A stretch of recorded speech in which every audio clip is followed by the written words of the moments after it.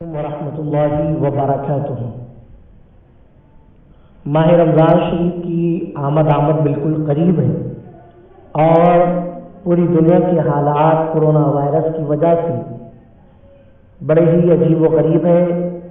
مساجد میں لوگوں کی تعداد مخصوص کر دی گئی ہے 3-5۔ ایسے میں تراویح کے بہت سارے مسائل ہمارے ذہنوں میں گھوم رہے ہیں۔ تراویح سنت مؤکدہ ہے، مردوں کے لیے بھی اور عورتوں کے لیے بھی۔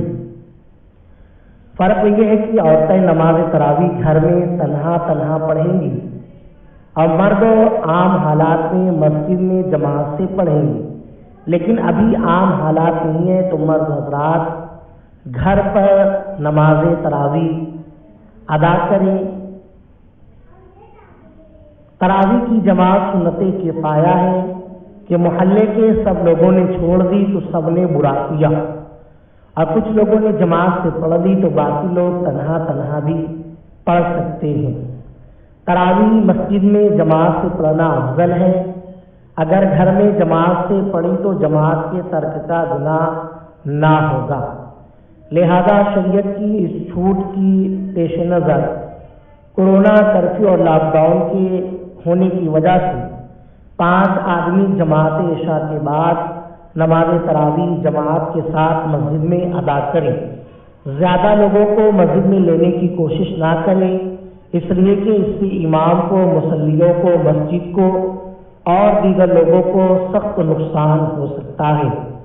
ممکن ہو تو تراویح کے لیے حافظ قرآن کا انتظام کریں کہ تراویح میں ایک مرتبہ قرآن مقدس کا مکمل کرنا، ختم کرنا سنت مؤکدہ ہے۔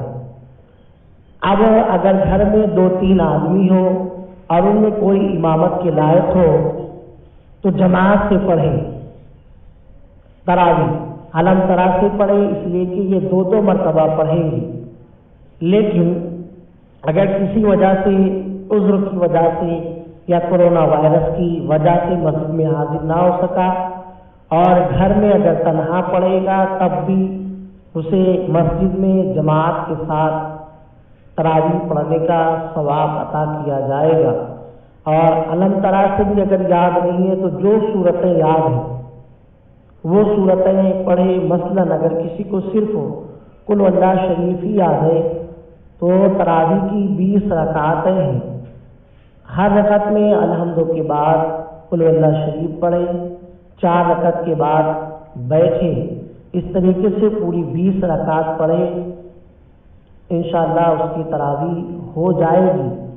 کوئی یہ نہ سوچے کہ ایک ہی صورت یاد ہے تو کس طرح سے تراویح پڑھیں گے، نہیں، بلکہ اگر ایک صورت بھی یاد ہے تو ہر رکعت میں سورہ فاتحہ کے بعد وہی صورت پڑھیں گے، تب بھی نماز تراویح ہو جائے گی۔